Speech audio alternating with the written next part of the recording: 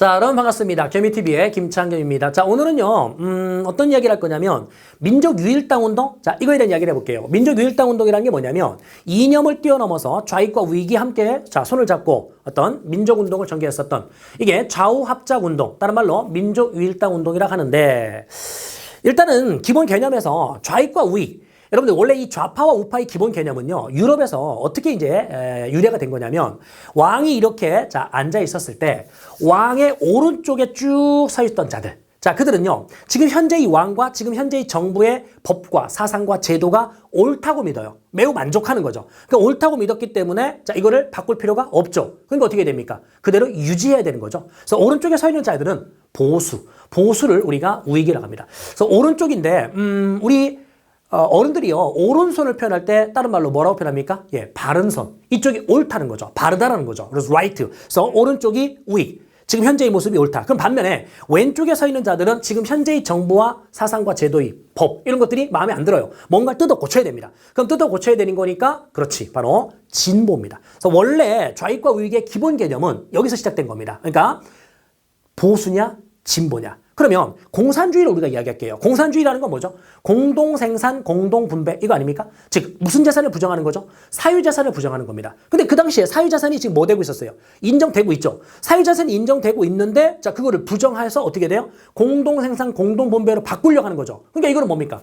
바꾸려고 하는 거니까. 그죠? 이쪽에 있는 진보라고 할 수 있죠. 그러니까 어느 쪽이요? 좌익인 겁니다. 그러니까 공산주의가 좌익인 겁니다. 이해되셨나요? 자, 그러면 공산주의가 자, 좌익이라고 했었을 때 우익과 함께 연대해서 민족운동을 전개할 건데 자, 이를 민족유일당 운동이라고 했었을 때 이 동아시아의 주요 국가들, 이 중국의 공산당은요, 천도슈를 비롯한 14명의 핵심 멤버들이 공산당을 만드는데 그 창당 멤버 우리가 다 알 필요 없고요. 일단은 천도슈라는 인물이 있습니다. 아무튼 1921년도에 만들어집니다. 1921년. 자, 그 다음에 일본의 공산당은 1922년에 만들어지고요. 자, 우리 조선공산당은 1925년도에 만들어집니다. 그래서 25년도에 만들어져서 28년까지 자, 크게 4번에 걸쳐서 창립과 해체 이것이 계속 반복이 되는데 어쨌든 처음 만들어진 건 25년. 그리고 베트남은요. 1930년에 호치민이 만듭니다. 그래서 각각의 공산당들을 보면 중국은 21년, 일본은 22년, 조선은 25년, 베트남은 30년. 그래서 공산당이 이렇게 창당이 되었다? 아까 뭐라고 그랬죠?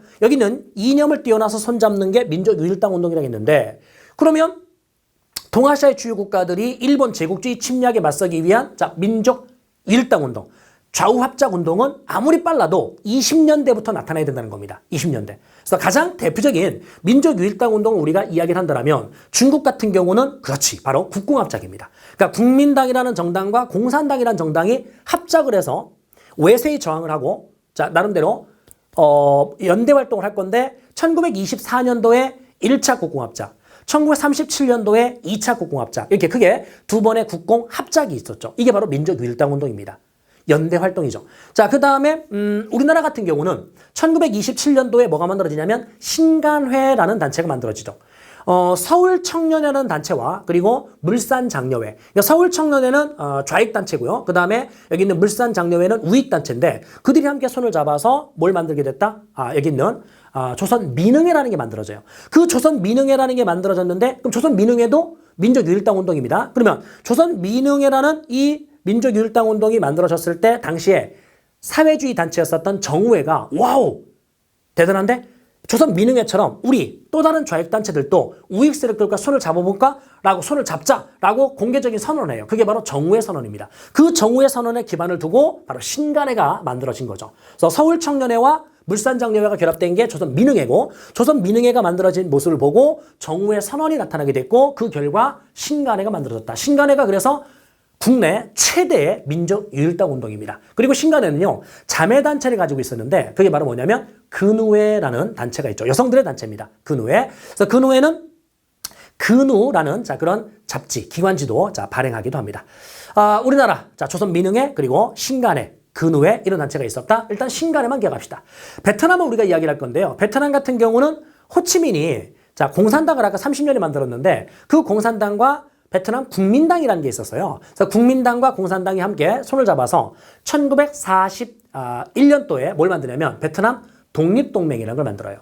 그러니까 1940년도에 일본이 동남아시아를 침략하거든요. 그래서 동남아시아를 침략했다. 이때 베트남도 침략을 받게 됐고, 그리고 호치민은 일본의 침략에 맞서기 위해서 이념을 뛰어넘어서 함께 손을 잡자 베트남 독립동맹을 41년도에 만들었는데, 이걸 줄여서 우리가 뭐라 하느냐, 베트민이라고 합니다. 베트민. 그래서 각각의 동아시아 국가들이 민족유일당운동 대표적인 단체, 자, 중국은 국공합자, 우리나라는 신간회, 그리고 베트남에는 베트남 독립동맹이라는 게 있었다. 그리고 이런 단체들은 아무리 빨라도 20년대부터 나와야 된다. 그러니까 동아시아의 공산주의가 확산이 되어서 공산당이 만들어진 게 20년대부터 만들어졌기 때문에, 그러면 1907년도에 일본 도쿄에서 결성된 반제국주의 활동을 위한 연대 조직 아주화친회라는 게 있었는데, 그 아주화친회는 민족유일당 운동이 되면 안 되는 거죠. 왜? 그 당시에는 공산주의라는 게 확산되어 있지 않았던 시점, 1907년이기 때문에. 그래서